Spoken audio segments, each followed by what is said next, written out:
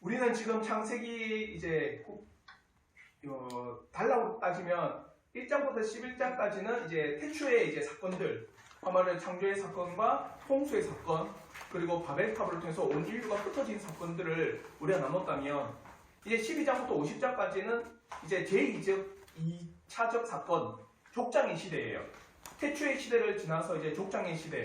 그럼으로써 우리가 12장부터 첫째 족장, 누굽니까? 아브라함에 대해서 살펴보고 있습니다. 그러면 아브라함을 통해서 하나님께서 내가 지시할 땅으로 가라 할 때 아브라함은 그 하나님을 말씀을 믿고 순종하며 가나안 땅으로 갔습니다. 근데 그 가나안 땅에서 아브라함이 순전하게 잘 지냈느냐? 아니라는 거예요. 토착민족인 가나안 민족이 미리 자리 잡고 있었고, 그 자리 잡고 있는 가운데 가나안의 민족을 통해서 배척당하고 위협당하니까 계속 남쪽으로 내려가는 거예요.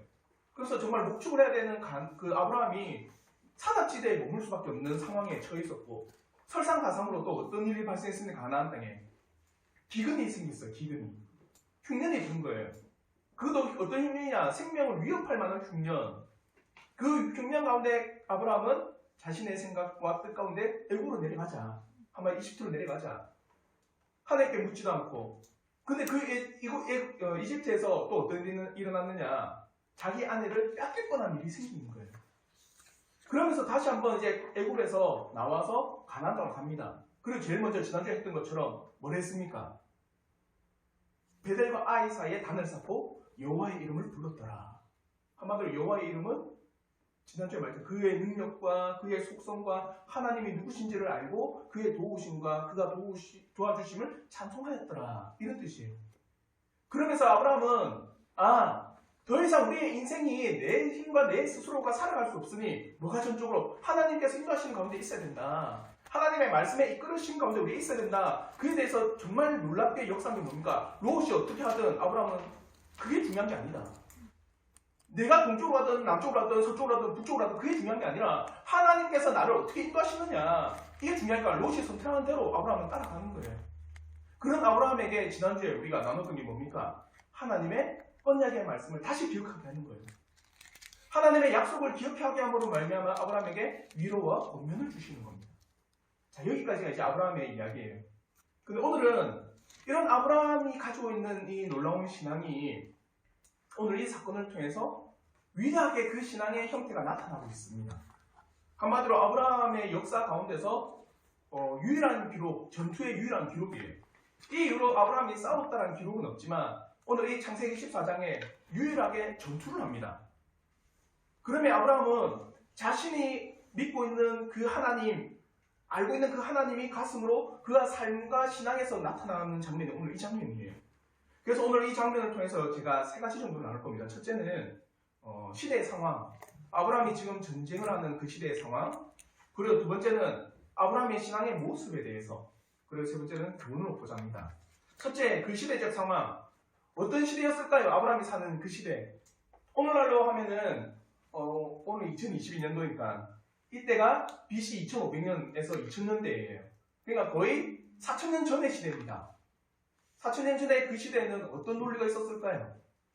오늘날의 많은 나라들은 법치국가입니다. 맞죠? 법이 지배를 해요. 아무리 권력이 있어도 법을 어기면은 그 권력에서 쫓겨나는 게 오늘 시대입니다. 누가 상상했습니까? 대통령이 탄핵당하는 일들을. 이번에도 퇴임한 대통령의 그 사주 앞에서 막 대면 50대는 상상도 못했어요. 50 시대를 지나는 사람 아무도 없죠. 저는 50을 지났거든요. 대통령 욕만 해도 잡혀갔습니다. 감옥 갔어요. 그냥 함부로 대통령 이야기를 못해요.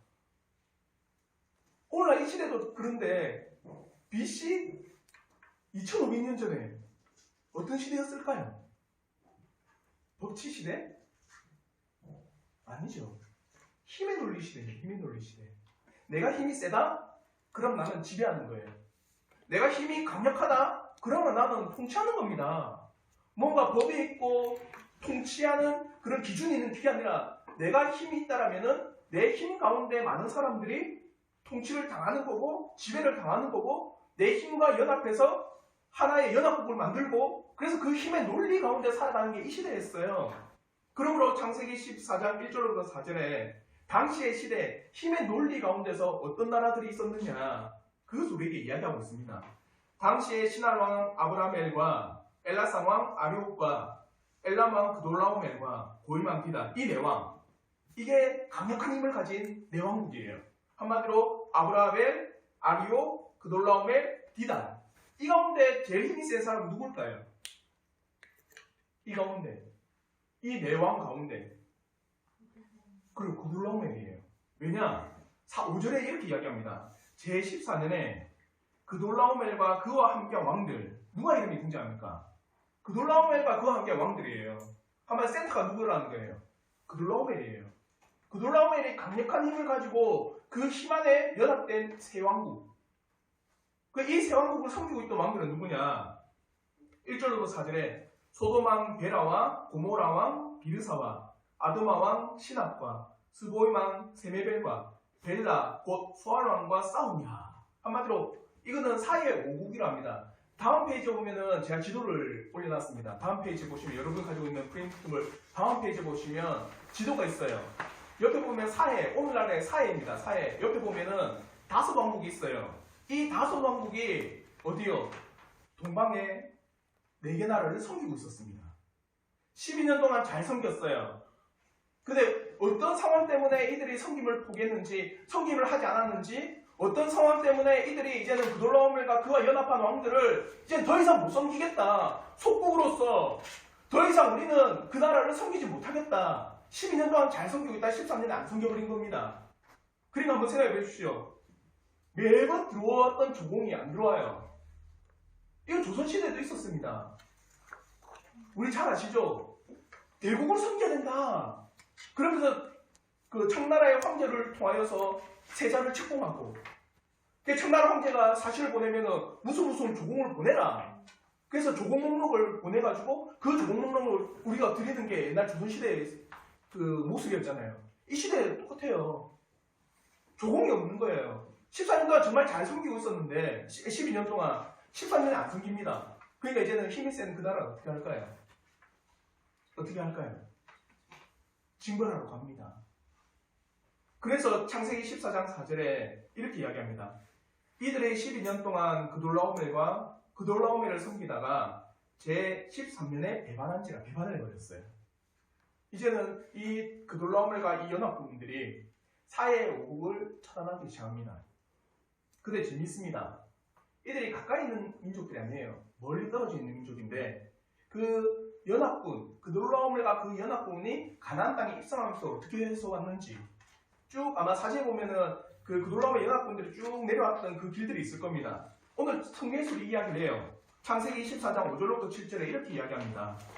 제14년에 그돌라오멜과 그와 함께한 왕들이 나와서 아스드롯 가르나임에서 르바 족속을 진멸했습니다. 내려오면서 한마디로 가나안 땅에 있는 왕들이 아니에요. 그돌라오멜은 멀리서 있었습니다. 그래서 이제는 그들을 배반하고 섬기지 않는다니까 어떻게 한 겁니까? 그 연합된 왕국들이 쳐들어온 겁니다. 가나안에 쳐들어와서 어떤 르바 족속을 진멸하고 수수 족속을 진멸하고 사회 기라다임에서 엠 족속을 치고 호리 족속을 그 산 세례에서 쳐서 광야 근방 엘바람까지 이르렀으며, 재밌어요? 여기서 바로 올라가면은 사회 5국입니다. 근데 또 이들이 사회 5국으로 안 갑니다. 어떻게 해요? 돌이켜서 엠 미스바 곧 가데스에 이르러 아말렉 족속 그리고 하사 손다말에 사는 아모리 족속을 다 쳐버립니다. 어떤 상황인지 보이십니까? 안 보여요? 잘 봐요. 그돌라오멜과 그 연합국은 강력한 힘을 가진 나라예요. 근데 그 나라를 섬겼던 사회 5국, 사회 옆에 있던 조그만 소국들이 12년 동안 섬기다가 섬기지 않습니다. 13년에 조공도 안 들어오고 섬기지 않고 배반해버리니까 제14년에 이들을 그대로 두면 안 되겠다. 이들을 처단해야 되겠다. 그러면서 그돌라오멜과 연합국들이 가나안에 입성했는데 계속 오는 족족 모든 민족을 다 죽여버리는 겁니다. 그리고 어디요? M 족속을 치고 바로 올라가면은 사회 5국이 여기 있거든요. 그걸 건드리지 않고 또 더 내려갑니다. 더 내려가서 올라가면서 다 죽이는 거예요. 한마디로 사회 5국 주변국들을 어떻게 한 겁니까? 모두 다 진멸시켜버린 겁니다. 그돌라오멜과 그 연합군들이. 그러고 나서 시딤 골짜기에서 이제 이 사회 오국과 전쟁을 하는 거예요. 한마디로 그돌라오멜과 그의 연합군들은요 무적군대입니다. 오늘 읽었던 사회 오국도 전쟁할 때 어떻게 됐을까요? 불보듯 뻔합니다. 패했죠, 당연히.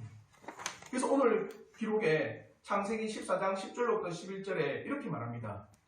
시딤 골짜기에는 역청구더기가 많은지라 소돔과 고모라 왕이 달아날 때 그들이 거기에 빠지고 그 나머지는 산으로 도망하며 내 왕이 소돔과 고모라의 모든 재물과 양식을 빼앗아 가고 패한 거예요.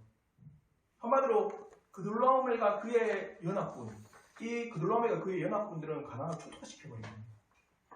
사회 오국뿐만 아니라 가나안에 있는 민족들을 족족 다 어떻게 한 겁니까? 다 진멸해버린 거예요. 그러나서 또 재밌는 이야기 하나가 들어옵니다. 어떤 이야기예요? 소돔과 고모라를 약탈해 갔는데 누가 잡혀갔어요? 우리가 잘 알듯이 아브라함의 조카 롯이 잡혀갑니다. 그게 창세기 14장 12절의 말씀에 소돔에 거주하는 아브라함의 조카 롯도 사로잡고 그 재물까지 노략하여 갔더라. 한마디로 전부 가나안 땅을 초토화시켜 놓고 이제는 소돔과 고모라 그 땅을 약탈해 가면서 롯까지도 다 잡아가는 겁니다. 이 그돌라오멜과 그 연합군들이. 그게 어떻게 된 겁니까? 아브라함에 들려버린 거예요. 근데 어떻게 들렸느냐? 창세기 14장 13절에 이렇게 이야기합니다. 도망한 자가 와서 히브리 사람 아브라함에게 알리니, 자요, 전쟁 가운데서 도망한 사람이 있나 맞죠? 어떻게 이야기했을까요? 아브라함에게 어떻게 이야기했을까? 아브라함이요, 롯이 잡혀갔습니다. 이렇게 이야기했을까요? 저도 한 번씩 이야기하다 보면은 이런 이야기합니다. 주어가 뭔데? 제발 주어를 이야기해달라. 막 여성분들이 대부분이 주어를 잘 말하지 않더라고요. 그러면서 그래, 말하고 싶은 이야기가 뭐냐? 그래서 원래 주어를 이야기하고 그리고 나서 서술 목적을 이야기하고 그리고 이제 동사를 이야기하면서 해야 되는데, 그럼 이 도망한 자가 아브라함이요, 롯이 그냥 잡혀갔으면 이랬을까요? 모든 전쟁 상황을 이야기하지 않았을까? 그돌라오멜과 그 연합군들이 어떻게 쳐들어왔으며, 그래서 그 연합군 가운데 전쟁하면서 그 사회 오국들이 진멸당했고, 그로 말미암아 당신의 조카의 롯이 사로잡혀갔습니다. 이게 상황이에요. 자요, 그돌라오멜과 그의 연합군들은요 철저하게 가나안 땅을 짓밟고 있는 겁니다. 어떠한 민족도, 어떠한 사람도, 어떠한 부족도 이 연합군들을 제지하지 못해요. 한마디로 천상치 않은 유아독존 같은 존재입니다. 이런 상황에서 아브라함은 어떻게 했을까? 그것이 바로 14절에 우리에게 가르쳐주는 내용입니다. 우리 한번 창세기 14장 14절에 우리 한번 다 같이 한번 읽어보도록 하겠습니다. 다 같이 읽겠습니다. 시작! 아브라함이 그의 조카가 사로잡혔음을 듣고 집에서 길리고 훈련한 자 318명을 거느리고 단까지 쫓아가서 그와 그의 가신들을 나누어 밤에 그들을 쳐부수고 다메섹 왼편 호박까지 쫓아가 모든 빼앗겼던 재물과 자기의 조카 롯과 그의 재물과 또 부녀와 친척을 다 찾아왔더라. 자요, 조카 이야기를 들었고 그러고서 318명, 집에서 빌리고 훈련된 자 318명을 데리고 와서 그돌라오멜과 그 연합군들을 어떻게 해준 거예요? 무찌르고 다 찾아온 겁니다. 여기서 질문 한번 해볼게요. 아브라함의 이 행동은 조카 롯을 위한 행동이었을까? 롯을 찾기 위해서? 단순하게 가족을 위한, 그리고 가족에 대한, 그리고 그 가족을 지키기 위한 그런 행동이었을까? 만약에 그랬다면 아브라함은 어리석은 일들을 한 거예요. 자, 318명, 집에서 빌리고 훈련된 자가 318명입니다. 그럼 아브라함에게는 다스리고 통치하고 그들을 돌봐야 될 가족은 몇 명인지 아세요? 2000명입니다. 한 명당 부인하고 자녀를 포함해서 거의 역사적으로 4명을 봐요. 그러면 거의 한 족장이 2000명이라고 하는 대가족을 거느려야 되고 그들을 보존해야 되고 그들을 어떻게 해요? 보호해야 됩니다. 맞죠? 근데 318명을 데리고 가서 어떻게 한 겁니까? 무조건대인 그돌라오멜과 싸운 거예요. 단순히 가족을 위해서라고 한다면 가능할까? 생각해 보십시오. 아브라함은 이 일 외에 훗날 나에게 닥칠 일들이 뭘까라고 생각하지 않았을까요? 재밌습니다. 창세기 15장 1절 우리가 읽지 않았지만 이렇게 이야기해요. 창세기 15장 1절 우리 다 같이 한번 읽어보도록 할게요. 창세기 15장 1절 다 같이 읽겠습니다. 시작. 이후에 여호와의 말씀이 환상 중에 아브라함에게 임하여 이르시되 아브라함아 두려워 말라 나는 내 방패요 너의 지극히 큰 상급이니라. 자요, 이후라고 하는 것은 전쟁 이후겠죠. 아브라함이 어떻게 하고 있다는 겁니까? 두려워하고 있다는 거예요. 뭐가 두려울까요? 아브라함은 이겼는데 뭐가 두려울까?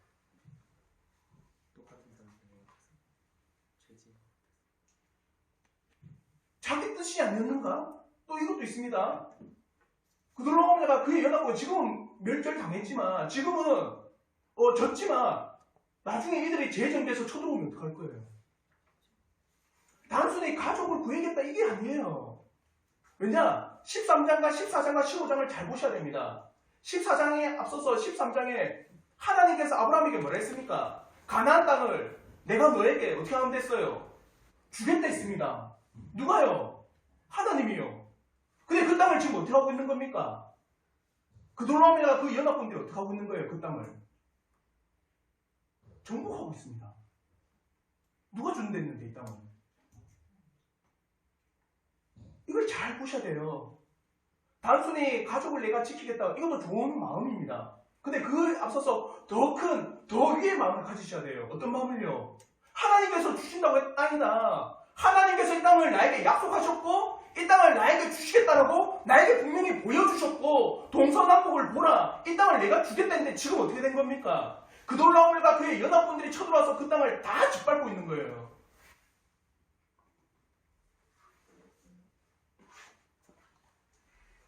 그럼 어떤 사람이 이렇게 이야기합니다. 목사님 318명과 그와 동력하는 민족이 있지 않냐고. 오늘 자세히 보면요. 아브라함과 그 연합된 사람들은요. 사람들이라고 이야기합니다. 민족이 아니에요. 한마디로 한 가문만 아브라함과 동맹하고 있는 겁니다. 그돌라오멜과 그의 연합군에 비해서는 약한 민족들이에요. 또 318명은 정말 일당백 아닙니까 목사님? 318명은 일당 1000명 담당할 수 있는 특수훈련을 받은 그런 사람들 아닙니까? 아니요. 재밌는 것은 창세기 14장 14절에 집에서 길리고 훈련된 자 318명이라고 하는 거는요. 여기서 말하는 집에서 길렀다라고 하는 것은 엘리데 베토라는 히브리어인데 집에서 난 자예요. 한마디로 아브라함 가문 가운데서 또 아브라함의 종들 가운데서 나고 자란 사람들. 그리고 여기서 훈련됐다라고 하는 이 단어는 뭐냐? 하나크라는 히브리어 단어인데 체험하다는 뜻이에요. 체험하고 어떻게 해요? 배웠다는 뜻입니다. 그리고 훈계를 받다는 뜻이에요. 그러면 이들이 전쟁을 처음 했을까요? 창세기를 쭉 읽어보면 전쟁을 한 기록은 여기밖에 없습니다. 아브라함이. 그럼 이들이 뭘 처음 했을까요? 318명이. 뭘 처음 했을까? 아브라함과 함께. 하나님의 도우심이에요. 가나안 땅에 들어와서도 베델과 아이 사이에 처음으로 단을 쌓고 여호와의 이름을 불렀더라. 애굽에서도 그가 하늘을 빼앗겼던 그 모든 상황에서 하나님께서 개입하셔서 아브라함을 어떻게 도우셨는지, 그리고 다시 가나안에 올라와서 베델과 아이 사이에 단을 쌓고 여호와의 이름을 부르면서 여호와의 도움과 여호와의 도우심을 찬양하며 여호와의 도우심을 어떻게 해요? 높이며 예배했던 그 모습들. 318명은 특수련된 자들이 아니에요. 318명은 아브라함을 통해서 하나님께서 이와 함께하고 있구나. 아브라함을 통해서 하나님의 도우심이 있구나. 아브라함을 통해서 하나님이 어떠하신 분인지가 그들이 경험되어지고 체험됐던 사람들입니다. 뭔가 놀랍게 능력을 가지고 있던 그런 사람들이 아니에요. 가족을 위해 분연히 일어난 단순한 행동과 사건이 아닙니다. 진실로 아브라함은요, 롯과 헤어질 때 하나님으로부터 철저한 언약을 받았습니다. 그게 우리가 지난주에 배웠던 창세기 13장 14절과 15절의 말씀입니다. 롯이 아브라함을 떠난 후에 여호와께서 아브라함에게 이르시되 너는 눈을 들어 너 있는 곳에서 북쪽과 남쪽과 그리고 동쪽과 서쪽을 바라보라. 보이는 땅을 내가 너와 내 자손에게 주리니 영원히 이르리라. 누가 준댔어요? 하나님이 준댔습니다.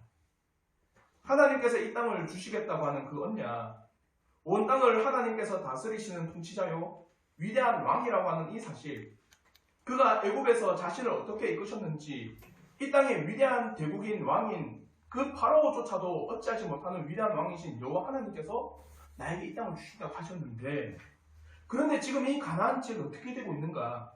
세상의 권력 앞에 발로 짓밟히고 있는 것, 엎친데 덮친 격으로 소돔에 살고 있는 자기의 조카인 롯도 사로잡혀가고 있는 것, 세상의 권력과 힘이 가는 족족 모든 것을 집어삼키는 것과 더불어 롯이 잡혀갔다는 것을 들었을 때, 하나님께서 주시겠다고 한 땅인데 세상의 권력과 세상의 힘이 지금 그 땅을 짓밟고 있다는 사실이 어떤 마음이 들겠습니까? 저는 이게 다윗의 마음이라고 여깁니다. 우리 잘 알죠? 다윗하고 골리앗의 전투 아시죠? 자요. 사무엘상 17장 23절에 골리앗이 이스라엘 민족과 전투함에 있어서 하나님에 대해서 끊임없이 조롱을 해요. 그러니까 그게 어떻게 다윗의 귀에 들린 겁니다. 그래서 사무엘상 17장 23절에 이렇게 말씀합니다. 그들과 함께 말할 때 마침 블레셋 사람의 싸움 도두는 가드 사람 골리앗이라는 자가 그 전열에서 나와서 전과 같은 말을 하며 누가 들었어요? 다윗이 들었더라. 이스라엘 백성을 모욕하며 하나님을 모욕하는 그 골리앗의 소리를 다윗이 들었어요. 그러나서 사무엘상 17장 37절에 이렇게 이야기합니다. 또 다윗이 이르되 여호와께서 나를 사자의 발톱과 곰의 발톱에서 건져내셨음즉. 자, 여호와가 누구신지를 다윗은 경험했습니다. 맞죠? 그래서 나를 이 블레셋 사람의 손에서 어떻게 할 거라? 건져내리라. 사울이 다윗에게 이르되 가라. 여호와께서 너와 함께 계시기를 원하노라. 이스라엘 민족을 조롱하며 하나님을 조롱하는 골리앗의 소리를 듣고 저가 누군데 하나님의 군대를 모욕하고 하나님을 모욕하느냐, 내가 가서 싸우겠다니까 사울이 처음에 말렸습니다. 그러니까 다윗이 뭐라 합니까? 난 경험했습니다. 그 양을 목축할 때, 목동으로서 양을 칠 때 곰이 그 양을 사로잡고 사자가 발톱으로 그 양을 움켜쥘 때 나는 분연히 맞서 싸웠습니다. 곰과 사자 앞에 어떻게 해요? 하나님이 나를 지켜주신 걸 알기 때문에 싸웠다. 근데 하나님께서 나를 지켜주셨다. 난 그걸 경험했다. 근데 골리앗이 뭔데? 내가 가서 싸우겠습니다. 그러니까 사울이 그래 가라. 하나님께서 너와 함께 하시기를 원하노라. 그래서 골리앗 앞에서 다윗이 한 이야기입니다.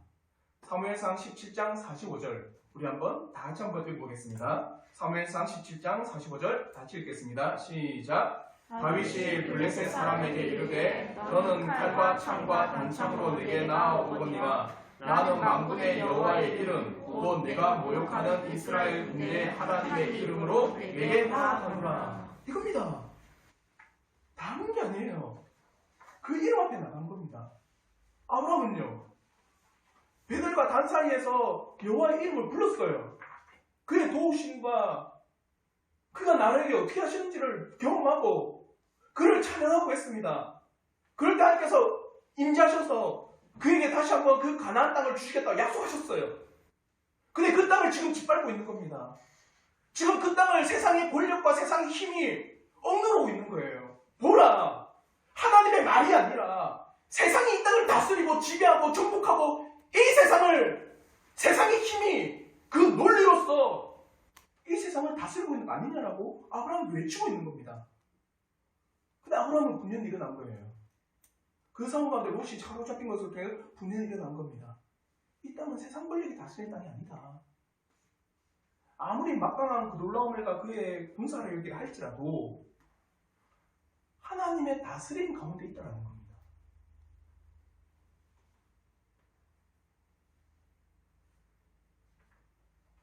가나안에 처음 들어왔을 때 나를 인도하신 그 하나님, 애굽에서도 바로에서 나를 건지신 그 하나님을 내가 알고 그 이름 앞에 내가 있으며 그가 나에게 언약하셨다며 이루시는 분이시다. 그러므로 그 이름 가운데 내가 나아가는 것이다. 하나님께서 주신다고 하였는데 지금 이 땅의 힘으로 이 땅이 점령되고 있다는 이 사실은요, 우리에게 크게 시사하는 바가 많습니다. 우리가 흔히 보는 것은 사랑하는 성도 여러분, 여러분이 일주일 동안 살아가면서 보는 게 뭡니까? 뭐가 보여요? 이 땅이 하나님께서 통치하시고 있다, 아니면 하나님께서 이 땅을 다스리고 있다는 것을 경험하고 보여집니까? 저는 잘 안 보여요. 저는 조금 잘 보이지 않더라고요. 세상에 힘이 논리가 있는 것 같아요. 세상의 권력 앞에 이 땅에 놓여져 있습니다. 하나님의 통치, 하나님의 다스림이야, 그거는 그냥 우리의 생각과 우리의 믿음이라고 하는 사실뿐이지, 그것은 곧 우리의 삶에 그대로 이어질 수 있는가라고 한다면 이어지지 않는다라고 우리는 늘 경험하고 있는 것 같아요. 목사님, 세상은 하나님의 다스린다라고 목사님이 말씀하시고, 세상은 하나님의 통치 안에 있다라고 말씀하시지만, 우리가 경험하는 거는요, 하나님의 다스림이 아니라 인간의 다스림입니다. 내가 경험하고 있는 거는요, 하나님의 통치하심을 경험하는 것이 아니라 세상의 권력과 세상의 힘이 이 땅을 주무르고 있는 것을 늘 우리는 체험하고 경험하고 있는데, 단지 하나님이 다스린다, 하나님이 통치하신다, 하나님이 왕이시다는 것은 그냥 명맥상 우리에게 다가올 뿐입니다. 사랑하는 성도 여러분, 아브라함은 그것이 명맥상 다가오지 않았습니다. 아브라함에게는 이게 신앙이었어요.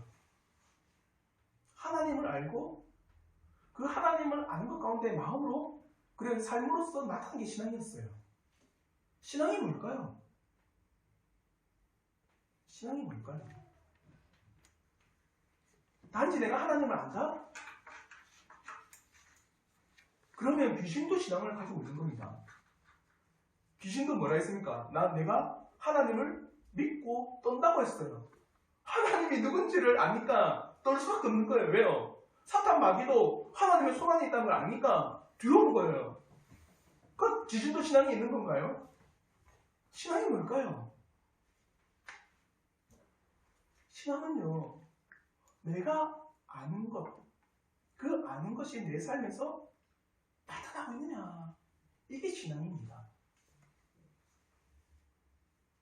아브라함은요, 자신의 머리로 다시 한번 깨달은 하나님의 언약과 하나님이 누구신지를 가슴 깊게 새기고 그것이 행동과 삶으로 나타나는 사실을 우리에게 가르쳐주고 있습니다.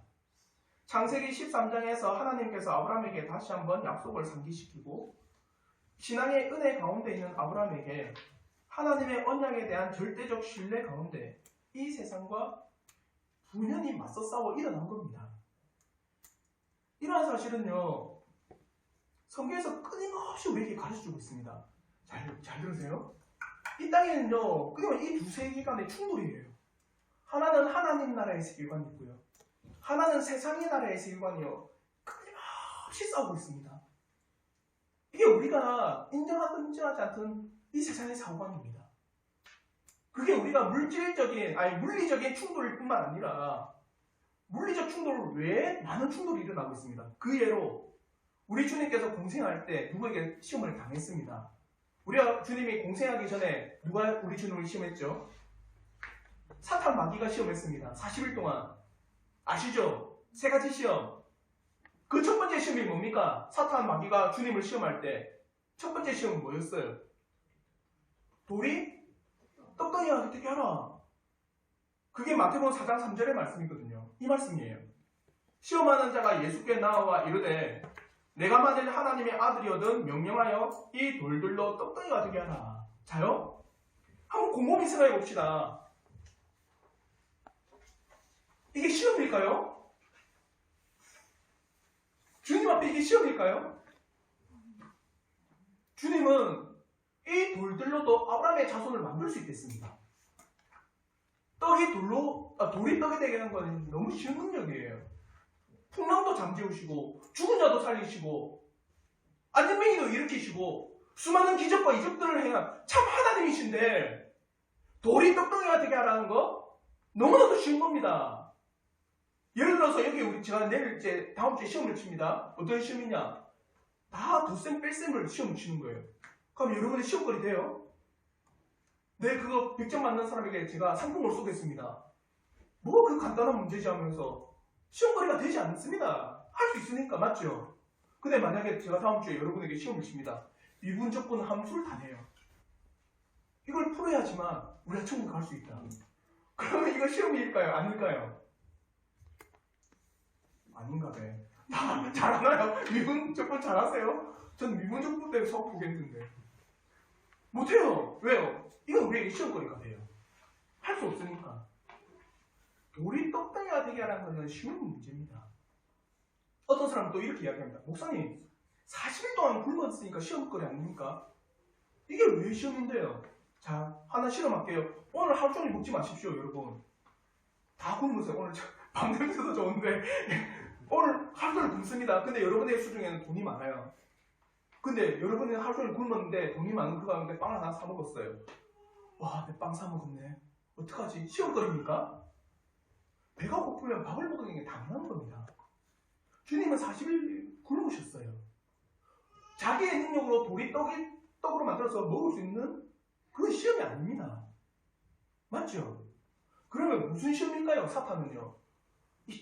이걸 기억하셔야 돼요. 주님이 이 시험을 당한 게 언제냐? 주님이 공생에 한마디로 이제 본격적으로 내가 일을 하겠다는 그 시점입니다. 주님이 오셔서 이 땅에서 무슨 일을 하셨어요? 하나님 나라를 전했습니다. 맞죠? 천국이 갖고 왔다. 보라. 회개하라. 하나님 나라가 갖고 왔다. 이제 너희들에게 어떤 나라가 있다. 하나님 나라가 있다. 이걸 전하기 위해서 주님 오셨습니다. 근데 사탄이 시험해요. 돌이 떡덩이 되게 해라. 이게 뭐냐? 지금 현실을 보십시오.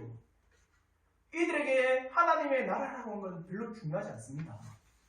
이스라엘 민족은 지금 로마의 속국으로 로마의 지배를 당하고 있는데 하나님 나라가 온들 이들에게 무슨 소용이 있겠습니까? 먼저는 이가 로마로부터 해방되고 이들의 삶이 안정되어지고 이들의 현실이 바로 잡혀지고 나서 하나님 나라가 있는 거 아닙니까?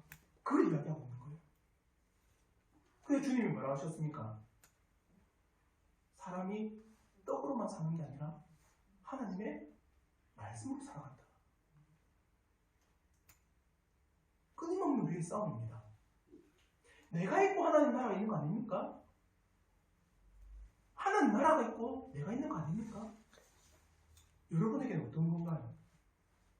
내가 존재해야지만 하나님 나라가 있을까요? 아니면 하나님 나라 가운데 내가 있는 걸까요? 이건 끊임없는 우리의 이 땅에서의 전쟁입니다. 세상이냐 하나님 나라냐, 세상에 보이지 않는 사상과 권력과 하나님의 나라의 법과 하나님 나라의 삶의 정신과 방향 가운데 우리가 끊임없이 전쟁을 하고 있다는 겁니다. 지금 아브라함의 이 전쟁은요, 이 전쟁이에요. 하나님의 말씀과 통치가 우리에게 선포되는데 그 하나님의 말씀과 통치를 벗어나서 어떻게 있는 거예요? 인간의 권력과 힘으로 다 정복하고 있네? 아니다. 이 땅은 누가 다스린다? 하나님이 다스리는 놀라운 땅이다. 이 땅은 하나님께서 주시는 그런 땅이지 세상의 권력으로 다스릴 만한 그런 땅이 아니다. 그 하나님의 신앙과 이름을 가지고 아브라함이 어떻게 한 겁니까? 일어난 거예요. 이제 이 말씀을 통해서 우리가 하나의 교훈을 얻고자 합니다. 사랑하는 성도 여러분, 우리가 진실로 우리의 머리로 하나님의 말씀을 깨닫고 그것이 가슴으로 새겨진 신앙이 되기를 저는 진심으로 바랍니다. 우리의 삶이 참 신앙의 모습과 같이 나아가는 것, 그것은 내가 하나님을 깨닫고 깨달은 그 하나님이 내 삶으로서 나타나는 거예요. 머리와 가슴으로 새겨진 그 신앙이 과연 내 삶에서 나타나고 증거되고 있는가? 진실로 거듭남이라고 하는 것, 진실로 회심이라고 하는 것은 이 두 가지가 필수적입니다. 머리로 아는 참된 지식과 더불어 진실로 그 아는 것이 마음에서 삶으로 나타나는 것이 바로 거듭남의 모습입니다. 이거예요. 성경에서 영생은요, 하나님과 예수 그리스도를 보내 그 예수 그리스도를 아는 것이 뭐라고 했습니까? 영생이 됐어요. 한마디로 하나님을 알고 예수 그리스도를 아는 게 영생이 됐습니다. 그럼 아는 걸로 그쳐질까요? 아는 걸로? 아닙니다. 그 아는 것이 내 삶에서 신뢰가 되느냐? 그게 마음입니다. 신뢰된 것이 그러면 어떻게 나오는 거예요? 내 행동으로 나오는 겁니다. 단순히 하나의 예를 들어봅시다. 내가 하나님을 알고 싶다. 정말 하나님이 누군지 알고 싶다고 생각하는 사람이 있다고 한다면 그게 정말 진실합니까? 정말 사실입니까? 하나님 알고 싶다고 하는 것이 당신의 생각과 당신의 마음에서 우러나오는 진정한 마음과 생각입니까? 그럼 그 사람은 뭘 할까요?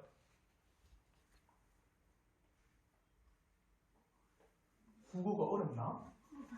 자, 다시 한번 질문 드릴게요.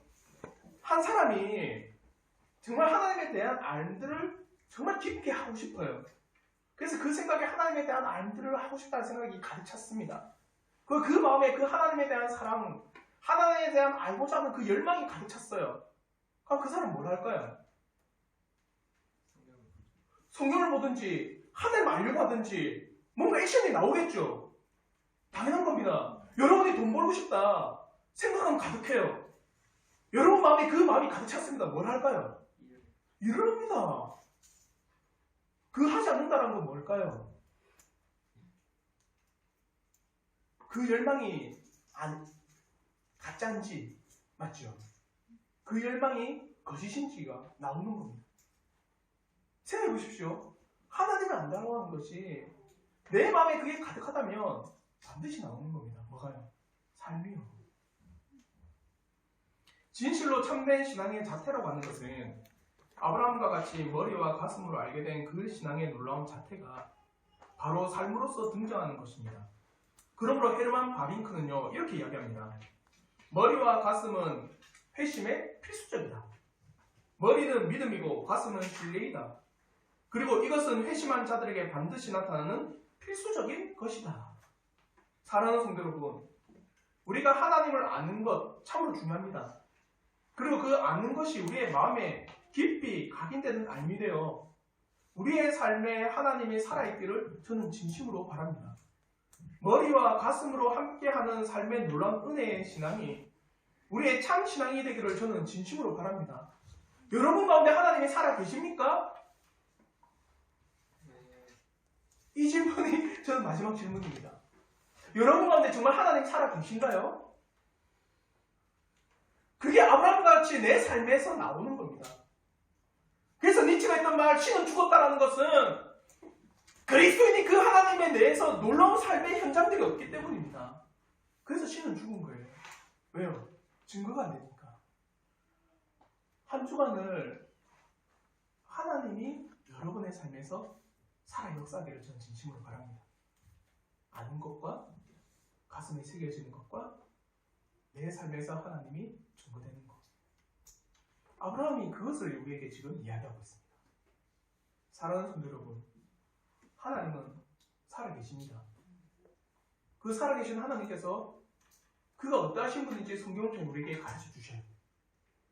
가르쳐 주신 그 하나님은 성령께서 우리의 마음에 깊이 새겨주십니다. 이제 우리는 그 하나님을 믿고 아는 것 가운데, 그리고 하나님을 믿고 신뢰하는 가운데 우리의 삶에서 그리스도인의 삶의 자태가 나오기를 저는 진심으로 바랍니다. 이것이 살아있는 신앙이에요. 우리 성도들이 정말 살아있는 신앙으로서 한 주간을 승리하면서 나가기를 주님의 이름으로 축원합니다. 아멘.